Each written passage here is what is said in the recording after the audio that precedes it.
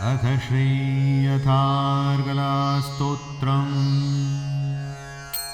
ॐ अस्य श्री अर्गलास्तोत्रमन्त्रस्य विष्णुर्ऋषिः अनुष्टुप् छन्दः श्रीमहालक्ष्मीर्देवता श्रीजगदम्बा प्रीतये सप्तशतीपाठाङ्गत्वेन जपे।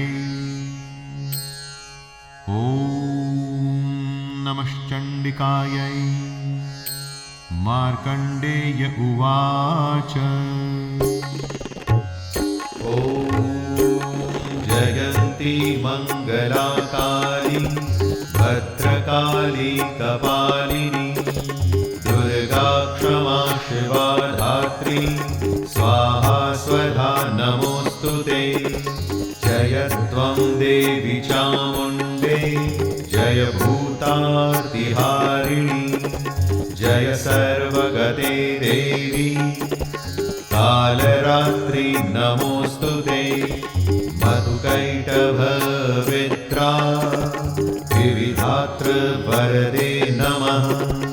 रूपं देहि जयं देहि यशो देहि द्विषो जहि महिषासुरनिर्णाशी भक्तानां सुखदे नमः।